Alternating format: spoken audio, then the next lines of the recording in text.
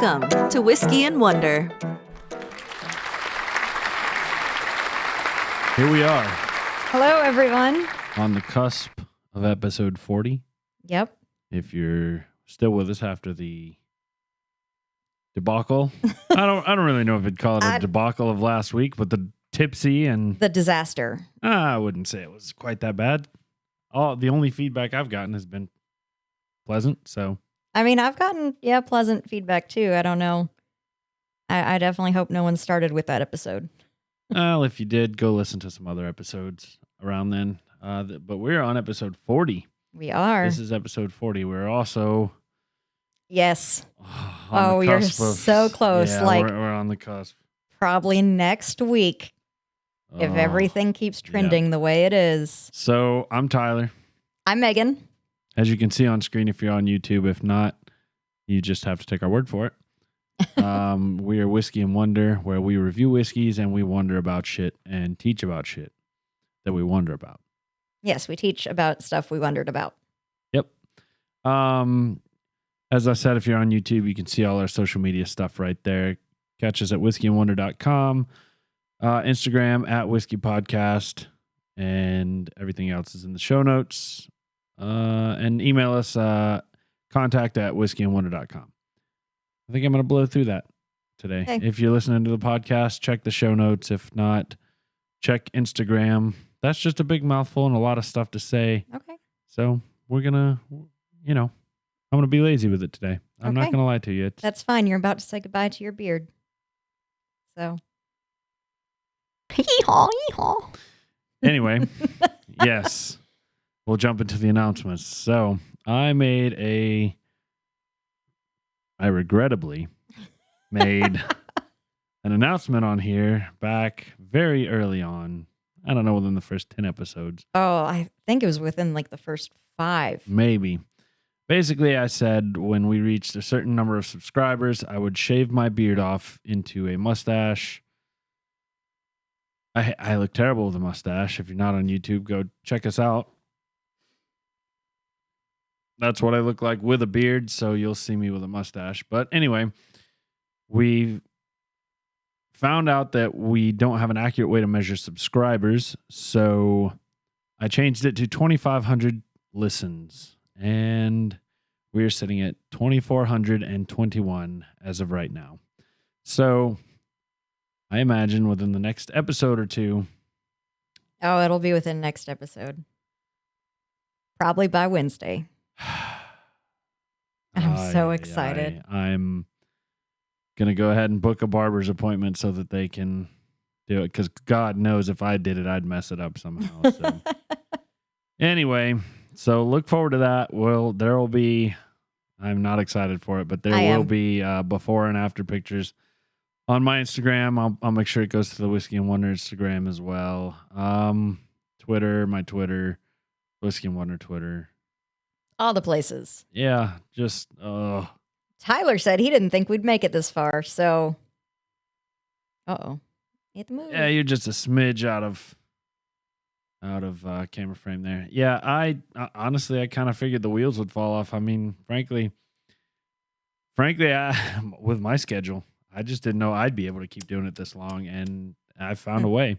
It's been hectic this year at times with my health problems and my work schedule, and every once in a while Megan will have her life get in the way, and but we've that's pushed life through. But we've made it, and we're gonna keep making it. We're on episode 40, which there's obviously 52 weeks in a year, and we missed a few weeks here and there, so we're not gonna have 52, but we did start September, mid-September probably. I believe it was. We have it written down. It's like September 23rd. I think so. Yeah, we're coming up on the 1-year anniversary, so we're gonna be thinking on what we're gonna do for that episode as well.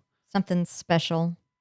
Now, if you've been listening to us, and you're a regular listener, in the past couple of episodes we've been talking a lot, and I mean a lot, about t-shirts.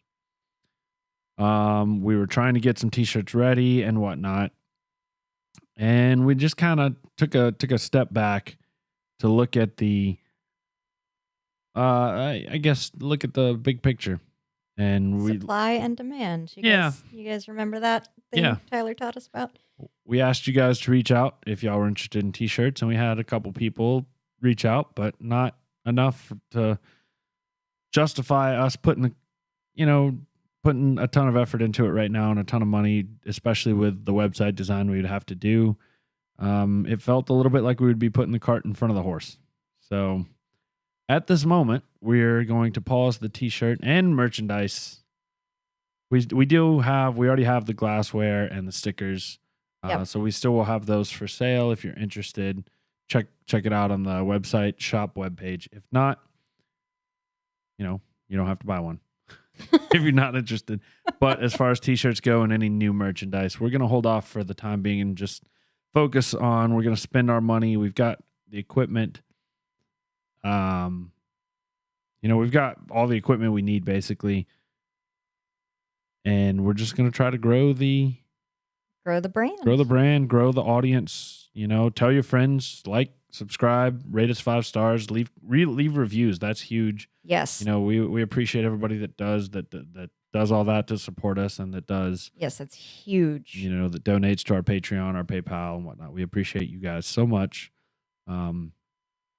Fortunately, just the way things have gone, we really haven't truthfully had to dip too much into that fund for whiskey. And several equipment. We've been blessed enough to be able to get that outside of the podcast. So we're trying to use the money to grow the podcast. So if only Amazon hadn't been asshats. Fuck you, Jeff Bezos. I hope your spaceship blows up when you're in it. Oh my God. Tyler. Go Virgin Galactic. Oh my goodness. Oh, my gracious. Alexa just sent a oh shit, it's listening It's now. literally listening. It started listening. It sent a message to Jeff Bezos' private closed circuit security. Probably it heard Jeff Bezos and it was like, Yeah. oh shit, gotta tune in. Whatever. Anyway. That's why I have a Google Home. You're welcome. Yes, thank you. Yeah, I got her that. Anyway, so that's all we got to say about t-shirts. If you are interested, let us know, just so we have an idea. If the demand's there, we'll absolutely. Yeah. That's free advertising.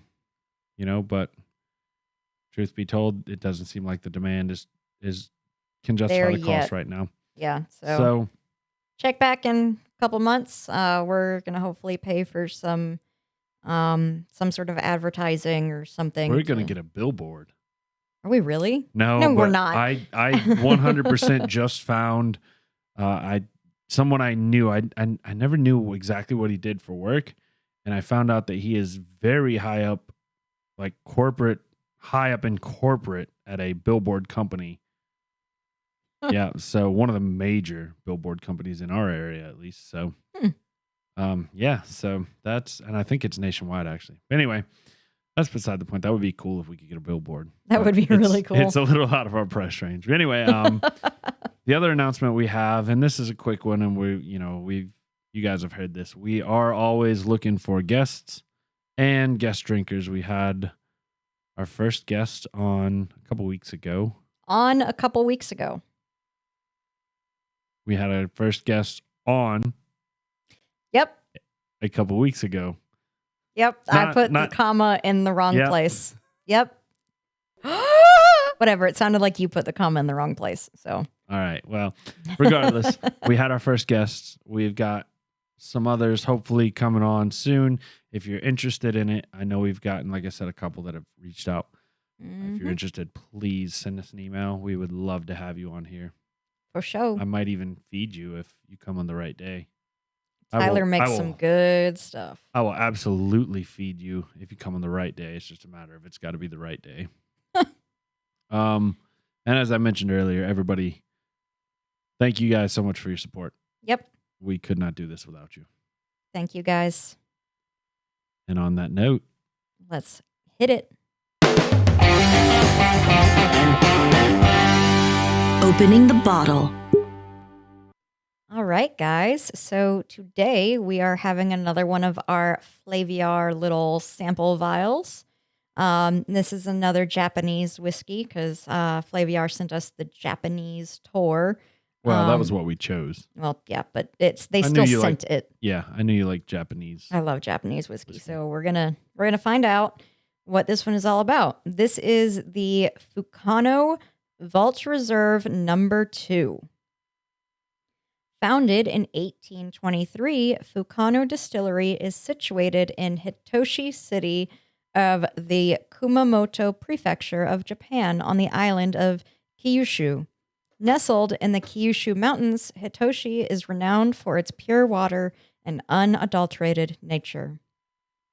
Most known for producing sochu, a traditional Japanese spirit made from rice, Hitoyoshi is in its 5th generation of Fukanos, now run by Shigeruiku Fukano. Can you say that one more time? Shigeruiku. Shigeruiku Fukano. I'm so sorry. Fukano whiskey is distilled from a combination of both malted and unmalted rice and passed through a stainless steel still. This limited edition Spirit Vault Reserve Number 2 is a fresh combination of Japanese whiskeys, aged 3 to 10 years, all the way up to 16 years. Combining different tanks, Fukano bottled only 5,443 vials of this rice whiskey with a mild sherry influence. Oh, that is a little bit of background notes on this particular whiskey. If you guys are watching on YouTube and you see me wince and make a funny face, I threw my back out the other day doing the stupidest thing.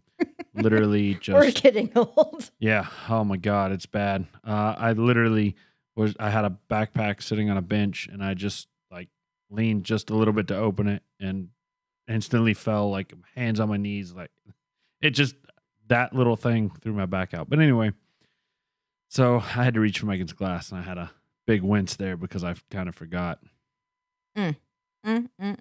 So I've smelt this while Megan was talking and I smell just a smidge of spice. Not too much burn your nose hairs, but it's very floral.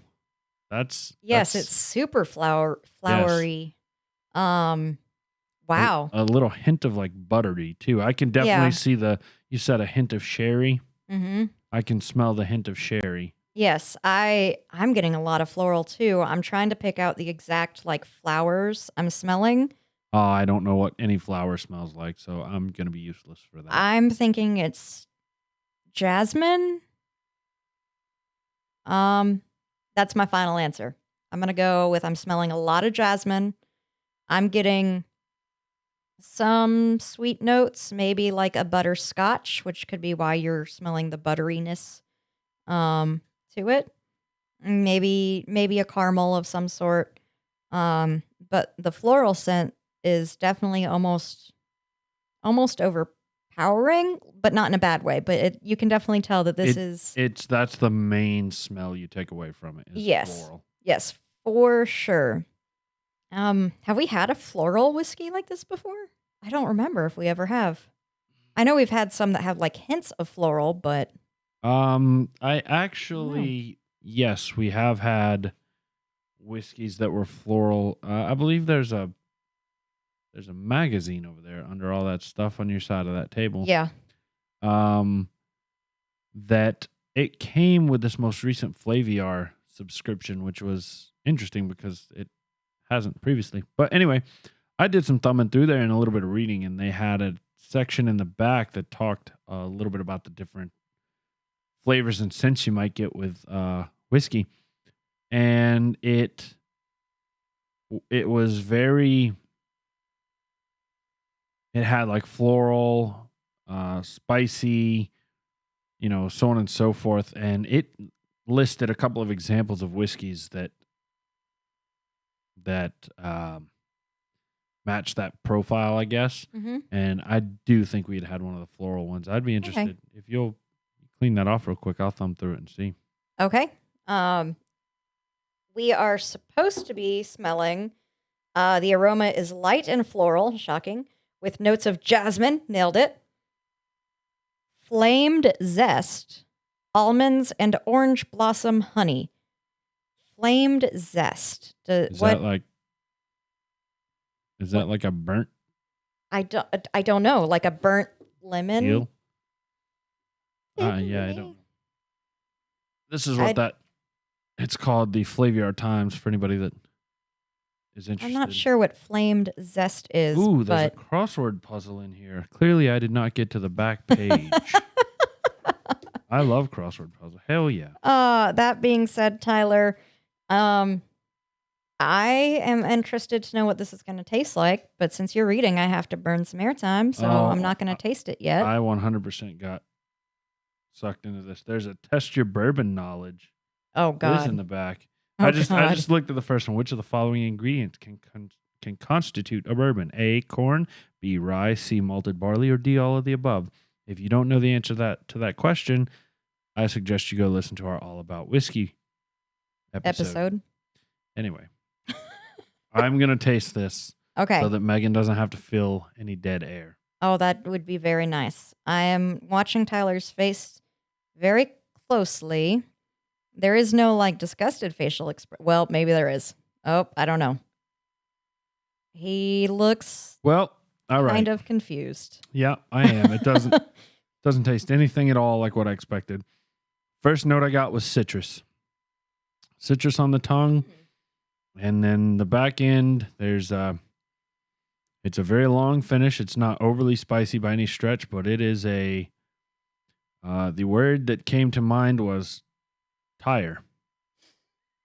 That's kind of what it tasted like to me, was rubber. I get why you're saying tire, but it's a flower. That long finish is a very floral flower. Yeah. Well, rubber comes from a rubber plant. So I didn't know that. I did not know there was a rubber plant. I did not either until literally 5 seconds ago. Well, there's your extra Tyler nugget for the week. Woohoo! And then I got sucked into a YouTube video all about how rubber is made from a freaking tree. Anyway. So I found it. There's let's see, floral. Okay, so it's Four Roses small batch, which I've had. We've not done on the podcast. And also Woodford Reserve is floral, but I think that's just the regular Woodford Reserve, not the double oaked as we've done on here. Okay. But that will be on the list for us to go back and try. I got to take this so I can do that crossword puzzle. Yes, you do need to do that. I'm getting the very first taste is like a little bit of orange, but it goes fast. Lingering is definitely a floral taste. I'm guessing it's what jasmine tastes like. I've never tasted jasmine. I hope it doesn't taste like rubber. I know. I don't think it tastes like rubber. I think you're wrong. Jasmine tea is very popular in Asian culture. What I do taste this time is a little bit of sweet. Also with that citrus, it goes really quick. Maybe butterscotch. It's that butterscotch flavor. Yeah, that's what I'm tasting there. So, I don't really have anything else that I noticed in it. No. So as it's Flaviar, I have not looked at this yet, but you can see we get the little circle. I'm enjoying the taste of it. I'll let you know I guess we'll both actually let you know what we think at the end of the episode. This thing is stupid. Oh, it's funny. What does it say? So it says orange, almonds, zesty, floral, sherry, vanilla, butterscotch, caramel, and then it says jasmine. Mm-hmm. But for the picture of Jasmine, it is the woman from Aladdin. It's Princess Jasmine. Oh my God. I love that so much. That's fucking hilarious. Remind me to take a picture of that, please. Take a picture of it. Thanks. You're so helpful. I don't even know where it went. It went right there. I can't bend to hand it to you. The only thing in there that threw me for a loop was the almond. I'm not getting almond. Yeah. I can get it now that it's mentioned it, I can definitely see almond in it. Hmm. Let me try it again because I was not getting any almond when I was tasting it. What do you think? You getting it? Yeah, it's on the back end is where I'm getting the almond. It's like a part of the lingering taste. Yeah, that's. I'm not a big almond person, but it's one of the tastes on the back end for me. That and vanilla also along with that rubber taste, but the rubber taste is very overpowering. Floral. It's floral. It's not rubber. It's floral. Rubber. Floral. Anyway, Uh, we are supposed. Well, this is very helpful. The flavor profile is interesting. Thanks, website. is that that's all it says? Hold on. I'm pulling up another one real quick. Hold Thank God for Flaviar on this one. on. Thanks, guys. So helpful. Very nice. Very nice. Okay, we are supposed to be tasting sherry-like notes with butterscotch, flan, and vanilla. I never really got the sherry outside of the smell. Didn't either, unless it's mixed in with like the floral, maybe? It could be. I think for me, it's mixed in with the orange at the beginning. Oh, yeah, definitely. Because the first couple notes just go so quick. So fast, like blink and you miss it. Yep. Now I'm gonna choose not to drink anymore at this point. For now, just because these are the Flaviar vials, and we just frankly, when it's great if you're one person, but if you're two people, you're not getting a full finger, so you kind of gotta limit. Yeah, spread it out. Yep, you gotta sip it and nurse it. So. Okay. Is that a little side note here? Is that the second one we've done out of that 3-pack? Yes, it is. Okay, so we have one left. We have one more for a Flaviar. All right, well. That being said, Tyler, let's time. get to it.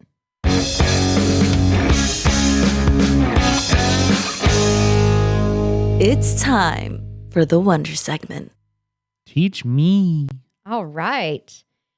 This is the origins of phrases, Series 1. Wait. What?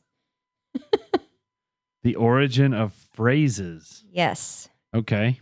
I like it. I like knowing where words come from. Yes. I might know some of these. You might. You might not. I would like to stipulate that this is episode 1 in a potential series that we might do.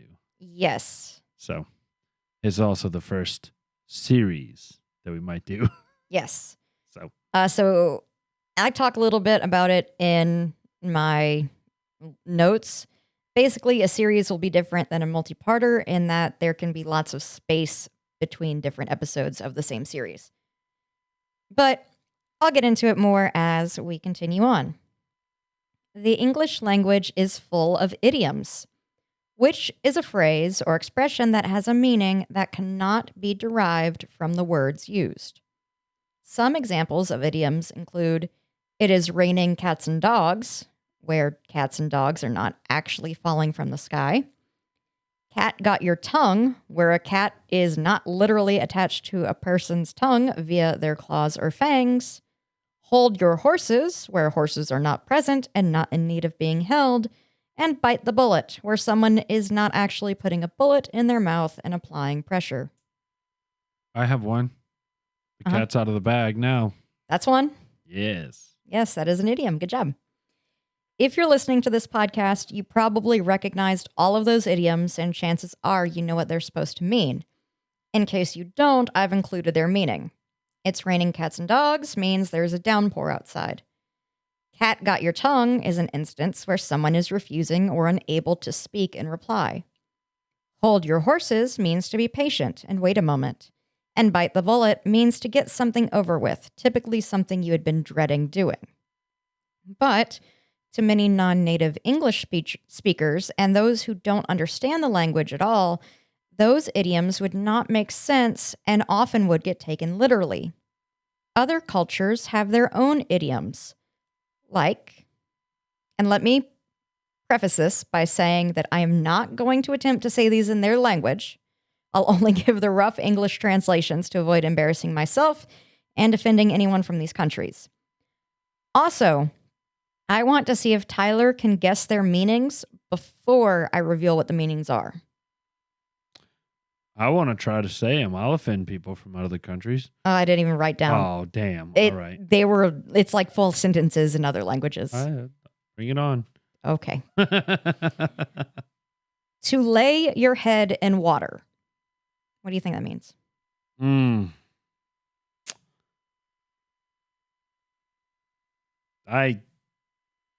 lay your head in water. I have no idea. So this is an Icelandic idiom that means to sleep on it. All right. Yeah. I mean, that. Yeah. I literally bite the bullet. When you were saying that, I thought about a foreign person that's not ever, that's learning English, hearing that, and why the fuck would you bite a bullet? Exactly. Like that doesn't make any fucking sense. And then you say, what was it? Put your head in water? To lay your head in water. Yeah. Like I know I'm not supposed to actually do that, but that's about it. All right. How about the carrots are cooked? I feel like that one's similar to like your goose is cooked. Like you're caught. Go ahead and give it up. You're as good as done. You're close. This is a French idiom, and it means the situation cannot be changed. Yeah. So yeah, you're on the right. You're on the right path. Yeah, I'd say that's like same meaning as your goose is cooked. Yeah. Yeah. Okay. Jump ditches the long way. Do something the hard way. Do something difficult with ease. Opposite. Say that one again. Hold on. Jump ditches the long way? Jump ditches the long way. This is in Italian, and it means to do something difficult with ease. So something a normal person would find difficult, that someone did it just... All right. I figured if you're jumping a ditch the long way, you're saying you went... And made it harder. You went and made it harder. That's what I would think too, but... Okay. Apparently not. I think my pig whistles. I wanted to say something inappropriate about a big penis, but I can't. I'm not clever enough to come up with it. So I think my pig whistles. I think my pig is dead. It's not literally a pig. Oh, all right. Well, remember, it's an idiom. Yeah, I know, but I figured maybe the whistle part was the idiom. Okay. I think my pig whistles. I think my nose is stopped up. Nose is stopped up. All right. This is German, and it means I can't believe it. No way. Interesting. All right. I've not heard that one. Drawing a snake with feet. Do something you don't want to do? No. Okay.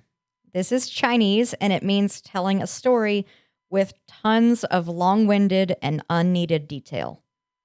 We've all met those people. Oh, I'm one of those people. You guys know it if you've listened to the podcast for a long time. I'm one of those people. Megan didn't want to say it, but I will. I'm not saying anything. To throw Georges. Throw Georges, huh? Mm-hmm. I'm torn between two on this one. So part of me wants to say to like get into a fight, and the other one wants to say to like have a party. You're wrong on both accounts. Damn. All right. This is Finnish, and it means to vomit. Okay. There's a British one that's similar to for puking. I don't remember what it is off the top of my head though, but I've heard it before. Humans in general are a creative species, and our languages are no different. I've always wondered about how and why the idioms we hear came about, and so I decided to do a wonder segment and came to realize that this could be a part of a series. Oh my God, I just scrolled past an entire page, guys. Okay. I'm not sure when, but there are so many more idioms that I want to dissect with this podcast. A series has the potential to have many different episodes dedicated to it, and they don't need to be back to back like a multi-parter would. So, without further ado, here is Series 1 in the Idiom Wonder series. Series 2 will air sometime in the future. Weeks, months, years, who knows? Gives us the potential to do more of these. So before you jump in, I'm sure the folks that listen have picked up on this, but you have a completely different voice when you're reading. It is very like you should do voiceover. Thank Like, you. You could do audiobooks and stuff like that. That I will 100% loan you the equipment for a substantial 5%, 10% fee, somewhere in that range. that is one of the best compliments I've ever had. So thank Yeah, you, you're Tyler. welcome. That is very, very nice of Yeah, you. you are welcome to use this equipment to All do right. voiceover work if you ever want to. Well, thank you so much. I appreciate that. I would love to do voice acting and stuff. Partially. If you need some voiceover work, shoot us an email. Shoot Megan an email. I'll do it for free. For now. She'll do it for cheap. Okay, I'll do I'll it for be her agent. on the low. Add another 5% to my fee. We're up to 15 now. Oh, so Megan's taking a drink. Mm-hmm. She's presenting, so she's got to get them in where she can. I do. I really like this whiskey. Anyway. So, let's get started. 3 sheets to the wind. Have you heard that one? Yes, I have. Okay. I don't think I know what it means, though. I think it means like full bore. This idiom means that. Can I try to guess? Yeah. It's it means full. I would guess that it's full go, and it comes from sailing. 3 sheets to the wind. You've got your sails in the wind. 3 sheets. Very close. Very, very close. 3 sheets to the wind means that someone is incredibly drunk. They are wasted. How is that close? Because you were right with it being nautical. Okay. Oh, well, yeah. It originated as a nautical saying. It relates to the sails of tall ships. Sails are controlled by ropes, also known as sheets. The ropes are sheets. I just backed my ass into that one completely, partially. If the rope breaks or comes undone, the sheets are said to be to the wind. If 3 or more ropes get loose, the sails will flop wildly about and be uncontrollable, much like a wasted person. So if you are 3 sheets to the wind, you are wasted. Listen to our special last week to hear me get slightly wasted. I thought you were going to say us get wasted. No, I got a little never wasted. I was tipsy, but I was never. I got a little wasted. In our defense, we did 5 shots in about an 40 hour and minutes. a half. Yeah, something like that. 2 hours maybe. Okay. We're lightweights. A little bit. Cat got your tongue? I know what that one means. I don't know where it came from, but I know what it means. Okay. You're like, you said it earlier, but the way I interpret it is like kind of flabbergasted, not quick enough with a response. Okay. Yeah. Yeah. Yeah. You're speechless. Yeah. You're Jinx, speechless. you owe me a soda. There are several different legends as to how this saying came about, but I'll tell you the one historians seem to agree upon the most. Also, this is a surprisingly nautical idiom. Though many believe it began as a cute way to speak to children, probably from the first written usage in a magazine in 1881 that wrote, "Had the cat got your tongue, as the children say." However, this idiom has incredibly dark origins. First of all, cat got your tongue means that a person is silent or at a loss for words.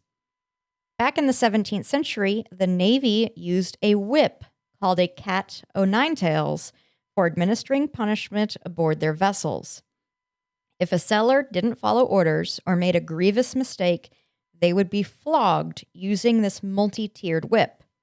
The end had 9 leather straps, and each strap had 3 knots tied into it.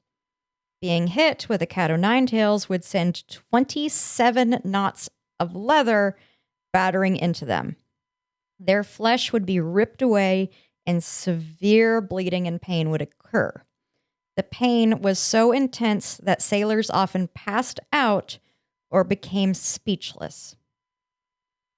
Hence, cat got your tongue. That's interesting because when you said that, I was going to think I was trying to think my way through it before you explained it.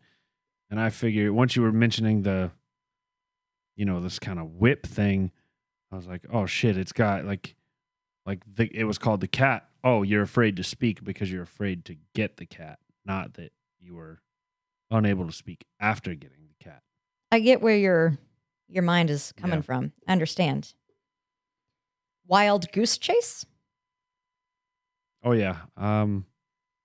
Matter of fact, I believe I said that. I said that to somebody. I think I said that to Shelby. That might have been one that I said to Shelby she had never heard before. Oh, well, Shelby, you're about to learn. That might be wrong. It might have been something else. Shelby, don't kill me and email us if I got that completely wrong. Wild goose chase. It's to go on a completely unnecessary. I don't want to say trip, but like I sent you on a wild goose chase for eggs when in actuality I had eggs in the refrigerator. Yes. Kind of thing. Like a wild goose chase is a hopeless endeavor. Yeah. Any idea where it started? Any guesses? Nah, I'm going to assume it had something to do with chasing a goose. Somebody told somebody to go chase a goose and... Nope. Okay. No, I have no idea. All right. This idiom was first written down in 1595 by William Shakespeare in a little play titled Romeo and Juliet. And he popularized the phrase, but its origins began in horse racing. England developed the sport in the 16th century, and, like most sports, it looks very different today than it did in its origin. Originally, a race began with a lead horse being released and its rider able to choose to go in whatever direction they pleased. The competitors would chase the lead rider, but did not know what route was going to be taken, and so they'd all set off in different directions like wild geese trying to follow the leader. Or, arguably, the wild goose chase was called such because of how a flock of geese fly by following their leader in a V formation. Either way, the original horse races were as lawless as early baseball.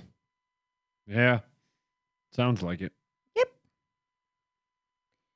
Hold a candle. I've never heard that one. No? If I say it in context, you might. Okay, say it in context. Megan can cook a steak, but she can't hold a candle to Tyler. Oh, yeah, you're right. In that sense, I cook a steak way better than you. Yes. Yeah. Yes. Okay. To hold a candle means to be inferior to someone or something else. I, Megan, know how to cook a steak, but Tyler has turned cooking meat into an art form. Thus, oh, whoa, let's not get crazy. Oh, okay. Let's not get crazy. I'm decent. I'm not a god, as you made me sound like. I'm not one of the masters. Like, I just some Joe Schmo that smokes in his backyard from time to time. Whatever, it tastes good. So, do you know, or do you have a guess where this comes from? Do you want to take a guess? Somebody's candle was bigger than somebody else's. You're taking these way too literally. I struggle with that. Though this is one that does kind of have a literal meaning. So, I mean, you're on the right track with this one. The origin goes back to a time before electricity when lowly unskilled workers or apprentices had to hold a candle so that the skilled worker or master craftsman could see in order to do their work. Holding a candle was not a challenging role, and being told that you were unfit to hold a candle meant that you were so inferior you couldn't even do the lowliest job. So I don't know if you've ever experienced this, but I definitely have with both my dad and my stepdad. Anytime you're working on anything, any kind of project, especially at night in the dark, hold the light. Hold the light. Hold the light. Oh my gosh, yes. That is literally the same thing. We still do it nowadays. Yes, we do. Oh, I remember that. Wow. Yep. Did you not think about that one? I didn't. Oh, I didn't. man. And you just brought back some crazy memories. Yes. So thank you, Tyler. You're welcome. That was nice. All right. Hold your horses. I've heard this one. My mom used to say it all the time to me because I have no patience. I would guess on the Navia. I would guess on the origination of it. Somebody, I literally holding the reins for horses, like somebody when their horses would be spooked or something, they wouldn't have a good grasp on the rein. They wanted them to Okay.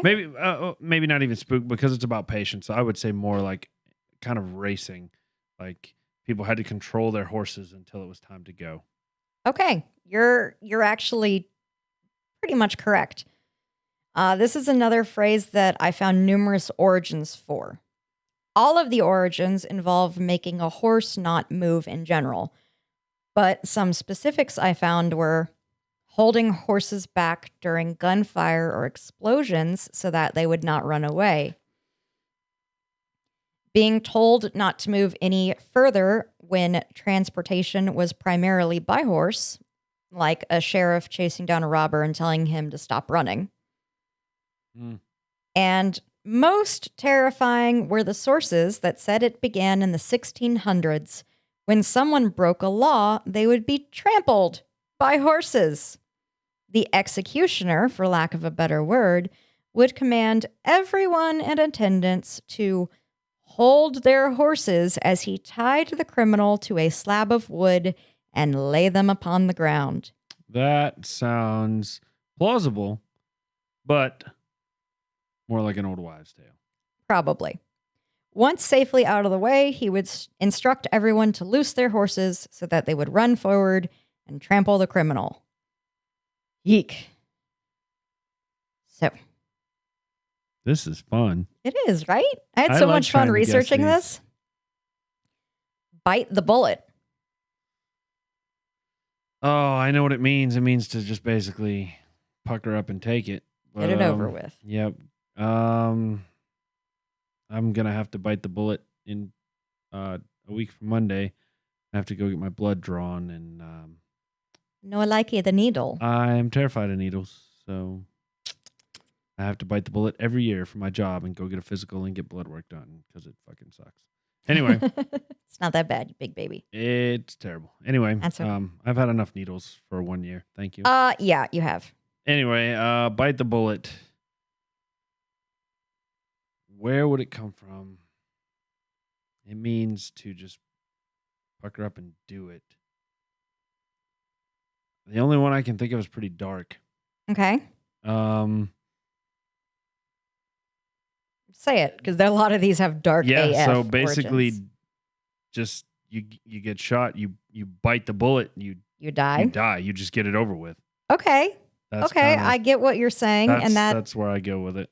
I don't mean to take it so literally, but I mean, I get why you're saying that. And that's one that it definitely could have been its origin, but it's not.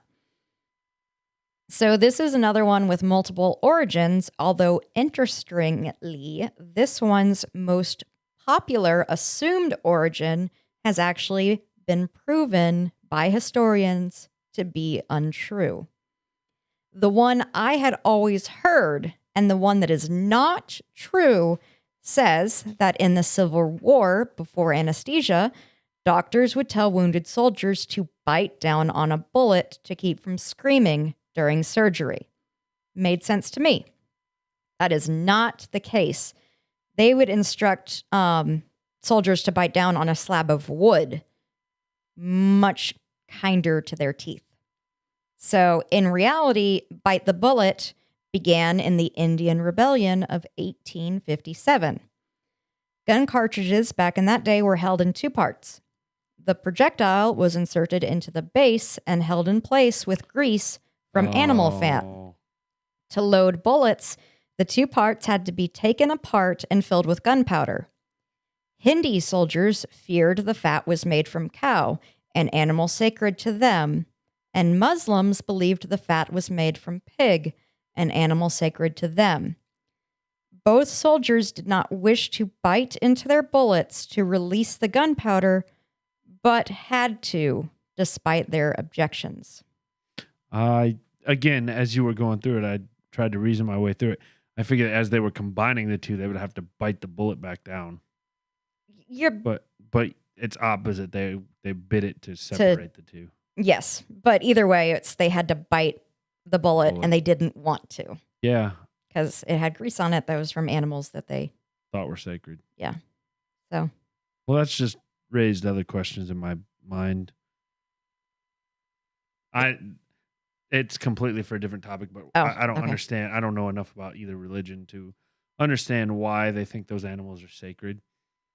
I did took a world religions class, but it's been years, and I'm not going to try to remember. That's something we could do maybe on an episode. Yeah. But I just like the I did took one time. You're welcome. Raining cats and dogs. You mentioned it earlier. It's pouring. Yep. Pouring down rain outside. No idea where this comes from. Like I said, I tend to take these literal, so somebody was throwing cats and dogs off a roof.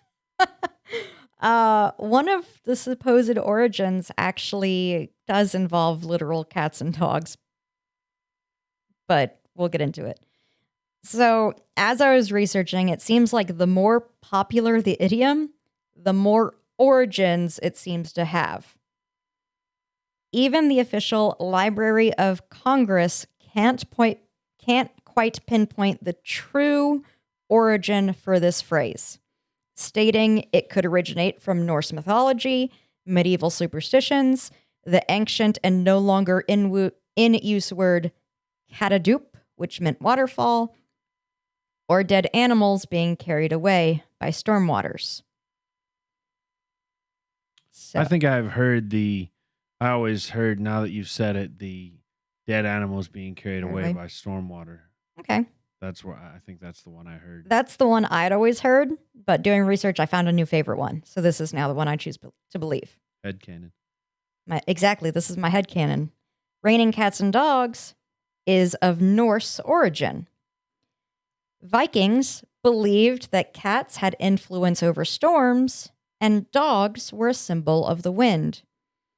Odin is the Norse storm god and is always accompanied by his two wolves, Odin's pets, basically his dogs, Gary and Freki.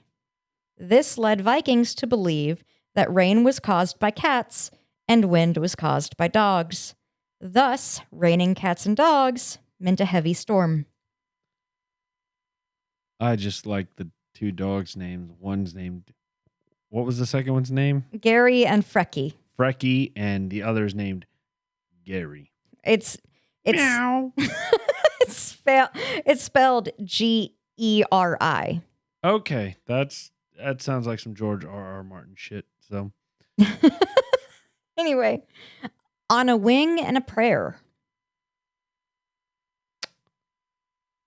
I've heard this one, and it's basically, from what I remember and what I've gathered as far as, it's been years since I've heard that. you're like just basically hoping. You're like putting all your, I don't want to even say putting all your eggs in one basket. You're just like, you're wanting something. And that's just all you're just hoping for. You have no, I don't really know how to put it in other words. Hopeful, but unlikely. Yeah. Yeah. Yeah. Yep. So this expression came from World War II, when an American pilot flew back to base with one wing of his plane obliterated. Everyone at base was shocked that he did not crash, and when asked how he managed, he told everyone that he'd been praying the whole way. Another pilot quipped, "A wing and a prayer brought you back." It got global recognition as a common idiom when Hollywood picked up the phrase and began using it in movies.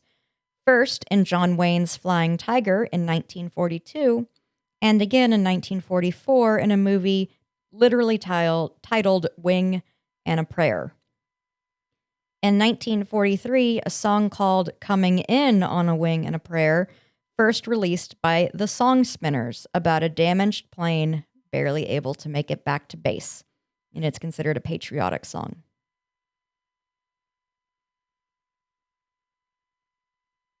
Bite the hand that feeds you. Now that one means to be,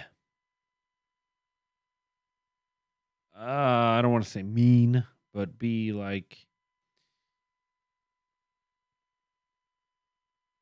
ugly, mean, etc. to whoever is helping you out. So, like for instance, Shelby, I threw my back out, and Shelby has been lovely this weekend, helping me. And if I were to be a complete asshat to her while she's helping me, that's me biting the hand that feeds me. Yes. You put it in a lot of words, and you could have just said it means to show ingratitude. Yes. Well, I didn't even know ingratitude was a word. So Oh, I like to put things in layman terms. okay. Laymen just use a lot of words. Where was it up above that we talked about using lots of words in? I don't remember, but I told you I owned Draw up to a it. snake with feet. Yeah, well, I draw a snake with a foot, 2 hands, and something else. Third leg. Okay. Anyway, so this is commonly thought to refer to a dog biting its master. But actually, that's, again, not the origins of this. A horse. No, not an animal at all. This a human, so kind of an animal. The worst animal there is. Still an animal. This actually tracks back to Edmund Burke, an Irish statesman. In 1795, he wrote, quote, "Having looked to the government for bread, on the first scarcity they will turn and bite the hand that feeds them," unquote. He was referring to public outrage during a food shortage. Nine Inch Nails released their hit, "The Hand That Feeds," in 2005. Make me feel old AF when I read that, by the way. This song was another political statement like Bert's original.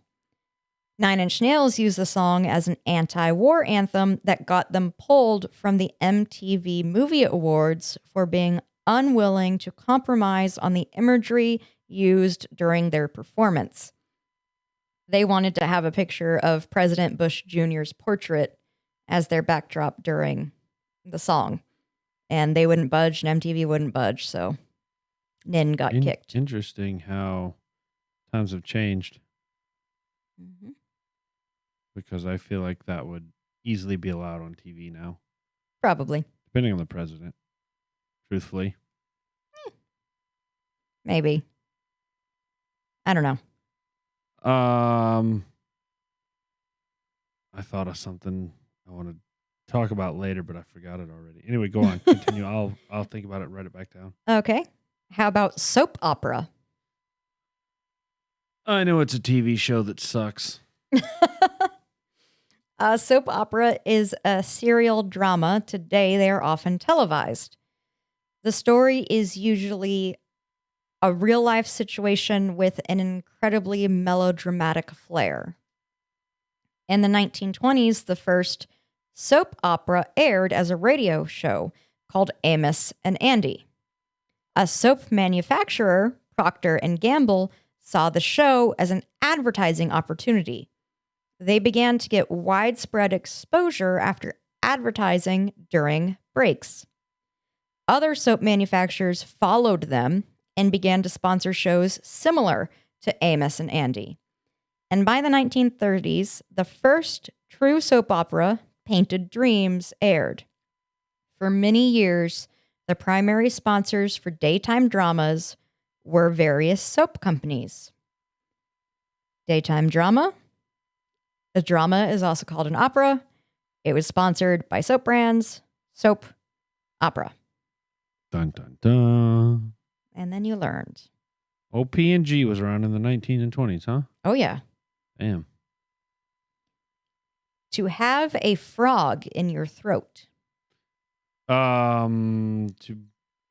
It's similar to Cat Got Your Tongue in that you can't speak, but different in that, like...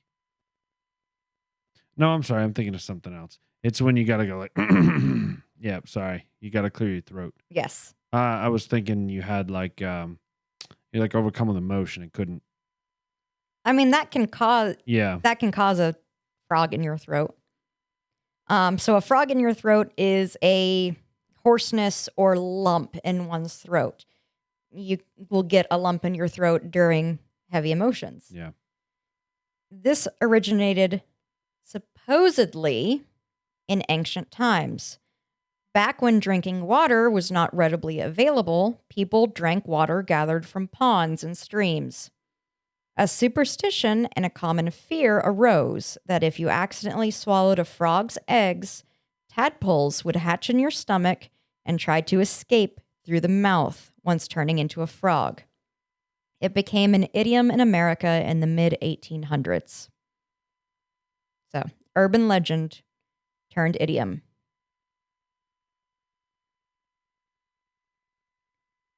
John Hancock.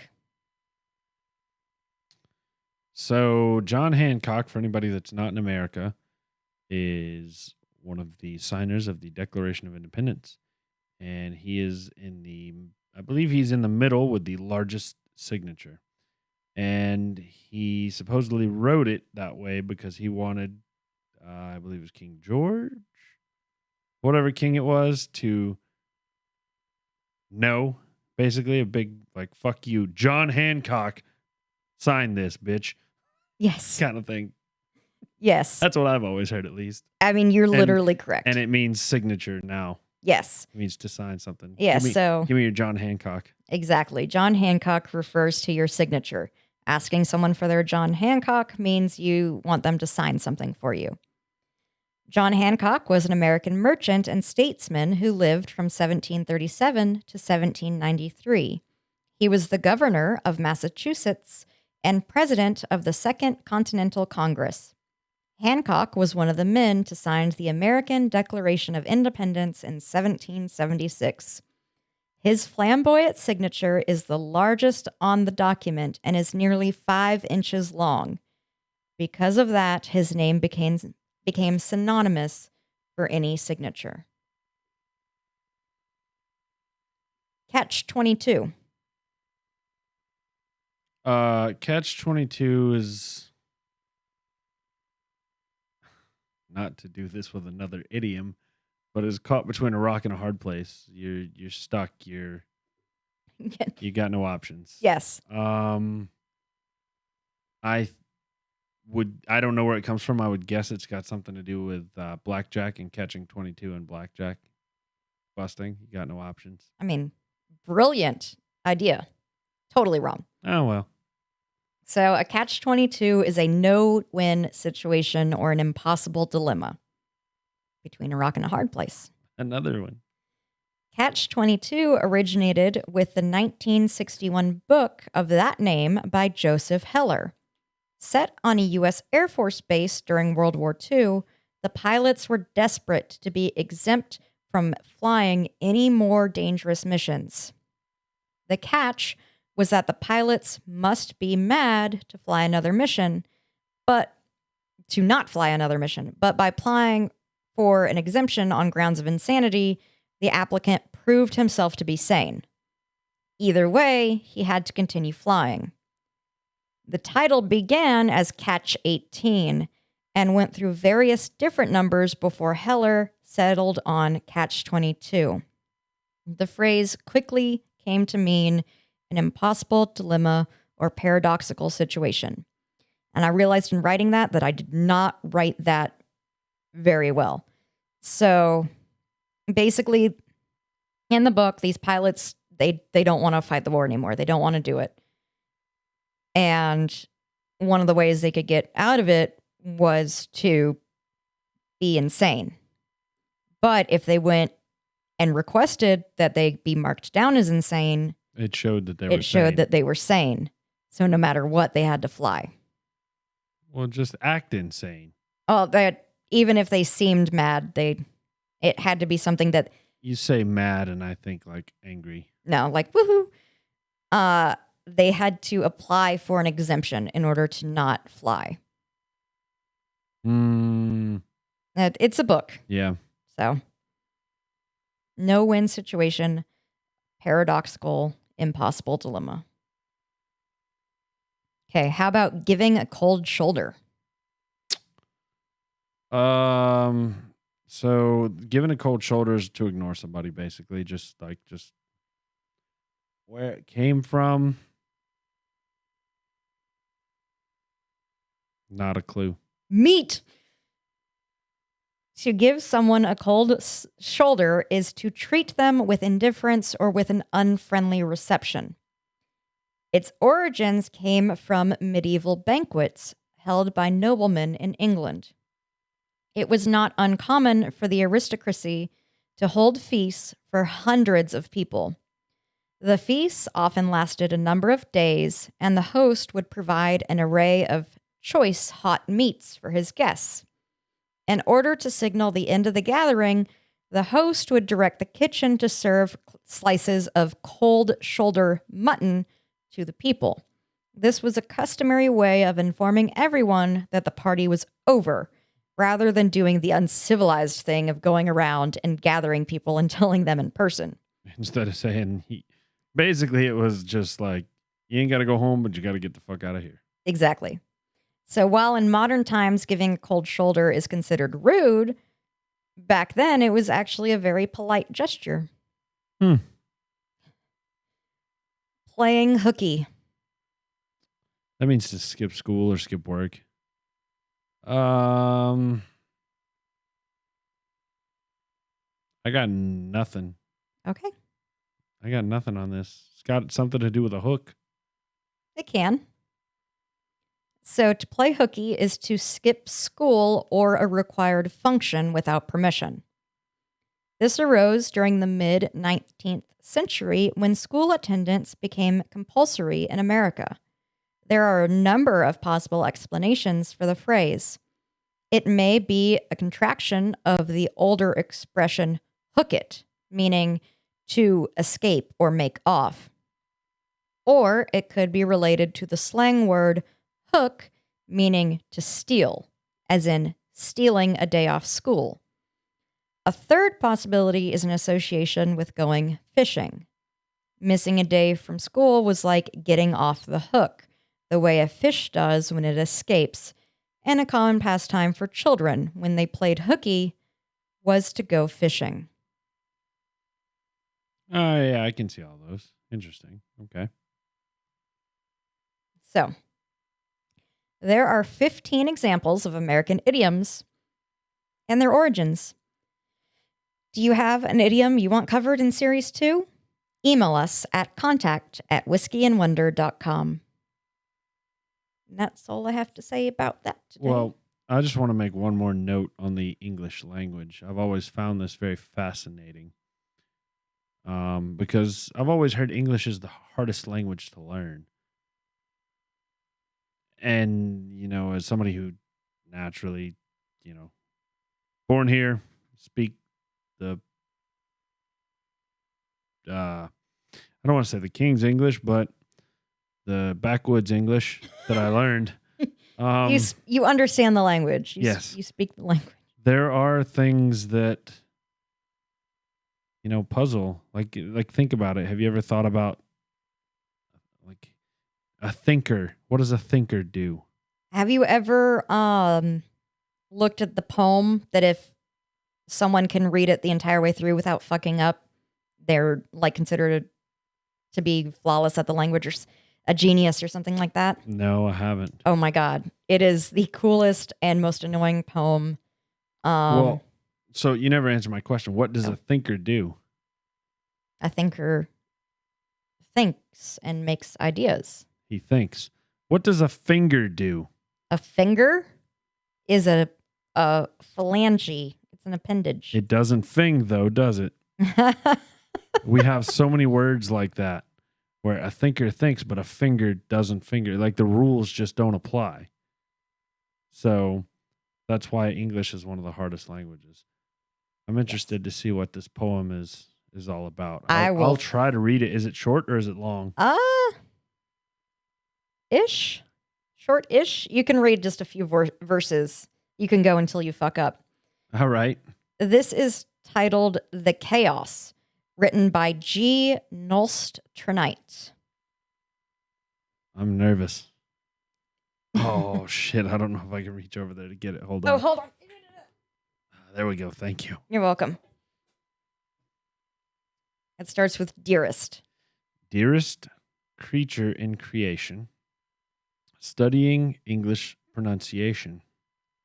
I will teach you in my verse. Sounds like corpse, horse, and worse. I will keep you, Susie, busy. Make your head with heat grow dizzy. This is already annoying. Tear in eye, your dress will tear. So shall I. Oh, hear my prayer. Just compare heart, beard, and herd. Dies and diet, Lord and word. Sword and... Damn, I don't even know that word. I guess that's my fuck up. Sword and sward, retain and Britain. Mind the latter, that's how it's written. Now I surely will not plague you with such words as plaque and egg. A-G-U-E. Egu. I don't know what that word is. I've never seen it before. But be careful how you speak. Say break and stake, but bleak and streak. Cloven, oven, how and low. Script, receipt, show, poem, and toe. Hear me say, devoid of trickery, daughter, laughter, holy shit, and terpsichore. What? Terpsichore. You went way too fast. Terpsichore.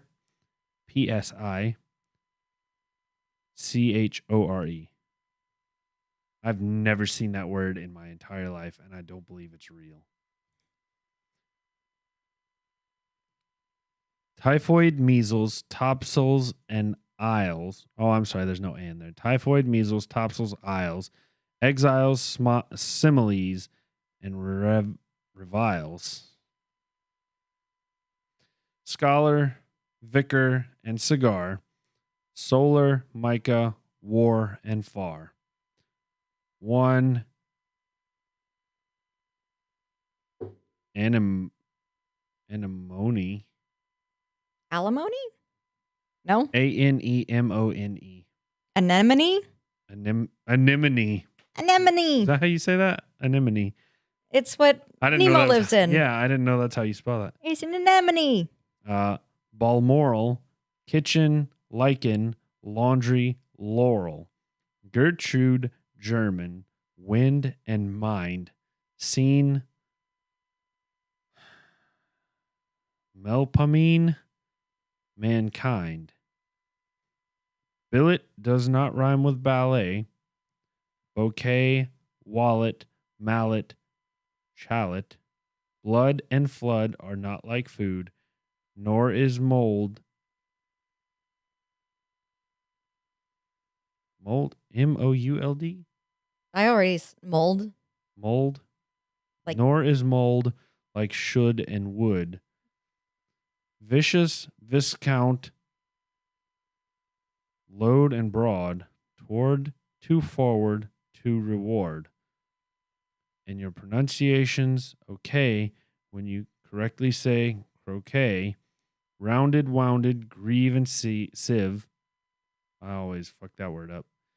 Friend and fiend, alive and live. I'm not even halfway done with this. I'm Okay. done. This is taking way too long. Okay. But you get the point of how English language is fuckery. Yes, it is Especially when all fuckery. I would check that poem out because you can really see it when you see it written down like that. So it's literally like alive and live side by side. It's a live, but we say alive. So both Melpomene and Terpsichore are Greek muses. The hell's a muse? Have you seen Hercules? Nope. You haven't seen the cartoon? Maybe when I was Hercules. like 3. You were the worst. Okay, the muses are they're in Greek mythology the fool? Let's see, how would it put it in English? The muses are the inspirational goddesses of literature, science, and the arts. They were considered the source of knowledge embodied in poetry, lyric songs, and myths that were related orally for centuries in ancient Greek culture. So the muses were basically in charge of chorus and song and storytelling and things of that nature. Gotcha. And ague, agu, or I'm not quite sure how to say it either, is a fever. This is considered a word that is like no longer. It's ancient English. Yeah, it's like irrelevant word. Yeah. Well, Google, how'd you pronounce that? ague. I have heard that word before. Ague. Ague. All right. Well, that kind of starts to wrap up the Wonder segment. I do have one little thing I want to mention that's off topic. When Megan got here this evening, I was actually out chatting with some neighbors who are about to move. So we're hanging out in their driveway, having just a good time before they move. They're good neighbors.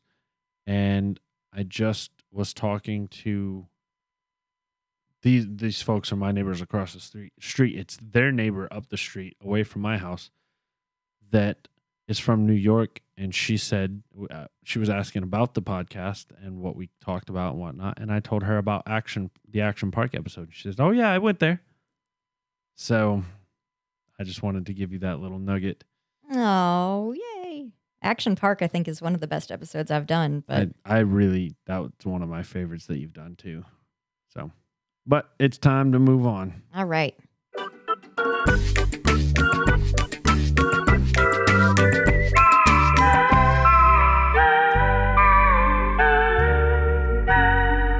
Trivia with Tyler. So this is for the, I guess, younger folk and the older country music obsessed folk, I guess. Okay. But Dolly Parton hid a secret song at Dollywood that won't be released until 2045. The song, which was recorded onto a CD, is in a locked box that includes a CD player, and the box won't be opened until 2045. So if you're young and will be around in 2045 and you're old enough to know who Dolly Parton is and like that type of country music, she's got a secret song hidden somewhere in her theme park in Pigeon Forge.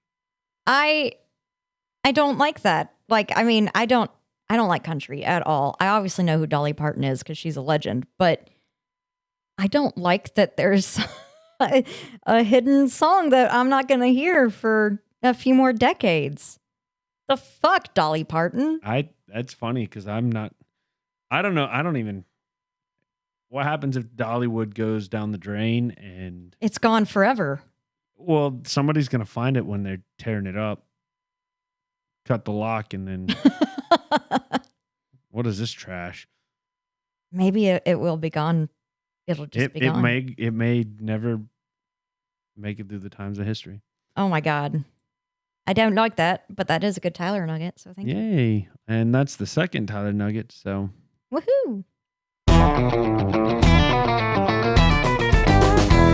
Mail time. All right, Tyler. We do have some mail today. So thank you, friends. So if you listened to last week's special, I believe I mentioned that we got an email from friend John, but we were going to hold off on it until we were doing a normal episode. So here we go. I believe part of just to set the tone for this email, we had done one of the samples he had sent us, which was the 1792 whiskey. It was from these are private single barrel selections that he gets through part of a group. So he writes, we had a couple questions on it and he responded. So he says, all right, I'll try to keep it short and sorry for the confusion. First, the numbering of the bourbons has no particular order or ranking. I just picked the first 4 single barrel selections I received. Personally, I don't remember the 1792 as I drank it with a couple of other folks over a cigar. I believe I was told that it was hot and would be better after mellowing over ice. Makes sense being a foolproof hard hitter. Anyway, the night's a blur and memory is lacking. We can relate. Yes, we can. Second, I in no way have an extremely discerning palate and just enjoy nearly all non-flavored bourbon/whiskeys. So I apologize if some of them are off. I'm new to drinking them straight. 2 years ago, I would have tossed 4 Roses over Coke Zero and enjoyed the effect. Now I actually enjoy the flavor. Well, cheers to you for getting to them neat. And lastly, he says, I'd be happy to join you on a podcast. The next 3 picks are pretty good, so I feel I will redeem myself. Number 2 is a personal favorite. So, friend John, we would be happy to have you on a podcast. Just let us know when. I imagine whenever you're coming to visit friend Shelby, we can make it happen. Make it happen. Just let us know. I know you live a state or 2 away, so just let us know whenever you want to make it happen, and we will. And absolutely, thank you so much for sending these. We are trying to stagger I don't think we mentioned that earlier. We're trying to do a Japanese whiskey, one of this whiskey, and then perhaps we've got a 5th sitting here that we want to do. So maybe we could do it like a every 3-week thing, just so we don't just get too caught up in Japanese whiskeys or bourbons. Even there's a lot of bourbons we've done and very few of some other ones. So we want to get a good rotation going, so it's not just the same thing over every week and over and over and over. After that, we got an email from friend Shelby that says, and I have not read this email apart from like the first line.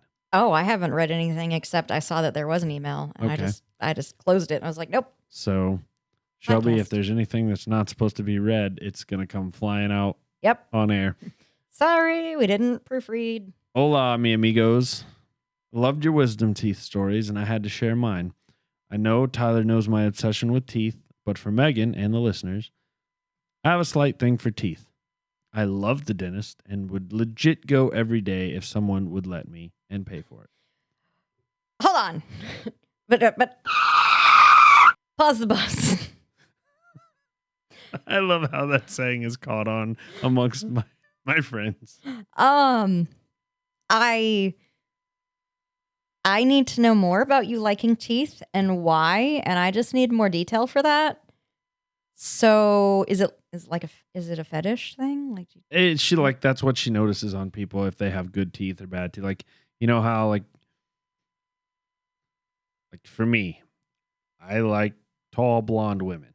That's like that's just what my eye gravitates towards. You know, okay, so that's what Shelby's eye gravitates towards is teeth. Shelby, I think I put that out there right. If not, please feel free to correct in a future email. What do you think of my teeth, Shelby? Ooh, dun dun dun. I want to know. I know what she thinks of my teeth. Anyway, sorry. Back to the email. She says, I probably should have been a dentist or something, but you know that schooling takes forever, and I was looking for the fastest route out of school. So with that being said, here's the story. I was 18 years old and went in to have my wisdom teeth removed. I was deathly afraid of needles at the time, so the doctor had prescribed me some anxiety medication to take prior to the surgery. I get there, and I'm just feeling tired and kind of like I'm floating. Anyway, surgery goes fine, but I guess I was super emotional when I woke up. My mom said I was bawling my eyes out and asked where my teeth were. I'm not I sure. feel you. I'm not sure if I was worried they removed them or if I was just wanting to know what they looked like, but the doctor hands me a little sealed baggie with my teeth and I totally calmed down. Needless to say, my teeth obsession was satisfied in that looking in that little bag. And then she puts the emoji it's a very toothy smile. 3 times. Love the special. You guys make me laugh. Love Shelbs. Oh, we love you, friend Shelby, so much. We love all our folks that Yes, we listen do. all our regulars. Yes, even our unregulars. We like you if you've given us a chance. Absolutely. We especially love those people that email us. Yes. So we like doing the mail time segment, and we like getting emails other than those junk emails that you have to unsubscribe from. Yeah. We get those too on our frickin' Whiskey and Wonder email because of things that we've signed up for as far as like producing. Yeah, production and subscriptions. Just stuff like that. You know how it goes. You sign up for an account somewhere and you get fucking 75 emails from them. Yep. Anyway, that's mail time for the day. So Yeah. I reckon we're gonna start wrapping it up. All right, let's move on.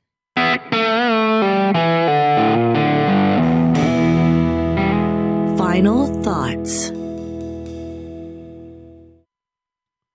This is one I wish we had a full bottle for. Interesting. Like I want to dip back into this. I want to taste it some more. I'm really enjoying it. And I don't know. I feel like I need some more. Yeah, I need more. Well, this is a tale of 2 whiskeys for me. This is literally what this is. I like the first taste, the initial, the front, and but once it transitions into that rubber taste, Floral. yeah, well, Whatever. I love that. That's a shitty flower. Taste. I think it tastes fantastic. I'm out. I don't like that at all.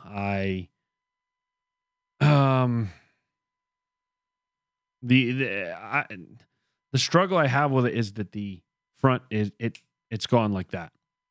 It's just immediately gone. I still have a little bit here. I'm gonna try a couple more times, but that's my initial impressions. Is just I like the front. I don't like the mid. I don't like the back at all. I like the front, mid, and back. And that flavor you're calling rubber, that I can see why you're calling it rubber, but I don't agree. I really like that flavor. It's a very It's less rubbery when I just shot it, okay. but still. I mean, I've let it sit in my tongue. I've done Yeah, I've lots of done it all different- too, and and it's I like it. It's not rubber, it's not tar. It's definitely a floral. nasty. It's a floral something. And I enjoyed it. All right. So Well, let's hear the rating. I am going to give Fukano, what was it? Vault Reserve number 2, Yes, I believe. I believe. I am going to give you guys a 7. This is something I'm not going to go out of my way to order online and like have it shipped here. But if I happen to see it in the ABC store, I will immediately grab it. Well, I don't really have anything else to say about it. I overall didn't like it. I liked the front, but it's gone too fast. I gave it a 2.5. Whoa! That is the lowest thing I've ranked other than Screwball. That's how No, Wolfburn. Yeah, You're forgetting other than Wolfburn. Screwball. It's in the lowest 3. Wow. That was Wow. it was a little better shooting it, but even shooting it, I wouldn't. Even if Megan found this at the ABC store and then gave me the bottle, I still wouldn't drink it. Well, I would mix it. That's all I would do with it. wow. If you find it at the ABC store, grab a bottle for me. I'm not even going to look for it. It was that bad. Wow. I'll forget the name, but yes, if I Wow, see it, I'll rude. get it for you. I really liked it. I'm glad one of us liked it. Yeah, it was okay. I love Japanese whiskey. Maybe I'd be That's interested. Let me say it this way. I'd be interested in trying it again with some water or an ice cube. You know, something Something- make the flavor profile a little bit different. see how that affects it. But as it is just neat, not for me. Okay. Wow. Nah, and I you feel ya. guys, if you listen long term, you know that I'm usually kind of in the middle. I don't get too extreme with my ratings. I have to really not like something to pretty much get below a 3 or 4. So, All right. Well, on we that note- disagree again. Dun, dun, dun, dun. What's left? Nothing. Nothing? No, we did our final thoughts. It's just It's just just goodbye. It is goodbye until next week. Yep. And All right. We will be back, We will. perhaps with a guest, perhaps not. We shall see. Yes. Teaser. Thank you guys so much for listening, for hanging out with us, for sticking around. We love you. Rate us, review us, email us at contact@whiskeyandwonder.com. Check out our website at whiskeyandwonder.com. Check out And the shop. yeah, Donate if shop, you want to. Like, donate. rate, subscribe. hit the bell, Send us messages on Instagram. anything. Let us know what's going on. Did we forget a message on Instagram? Now that I think about it. Now that No. I've said it. Uh-oh. I I don't- didn't forget one. I don't think so. You forgot it. Yeah, I guess I might have forgot. Let me double check that before we sign off here real quick. Okay, you go ahead and double check it. I'm going to continue our sign off because I'm almost positive there's nothing. Yes, you're right. I've replied, and I think we talked about that last week. So we Yep. are golden. Okay. All right. Sorry for that interruption, guys. Yep. Sorry about that. All right. I always hate ending these. Like I want to keep going. I want to do this podcast full time. I love doing this. I love the research. And now that I have my Chromebook, like I'm really into the research and like typing up a full like report essay on it, which God, I wish I could talk to my my high school self, like my sophomore high school self. If I sat down and told her one of the highlights of your week is writing an essay in your late 20s, she would punch me in the face. Mhm. but I love it. It's great. So all your support helps us out so much. It lets us keep doing this. And I don't want to stop. I want to do this forever. I love it. So thank you guys so much. We love you. And we are going to say goodnight, and we will see you next week. I just want to second everything Megan just said. All right. Go, Tyler. Thank you guys so much. Don't drink and drive. Cheers.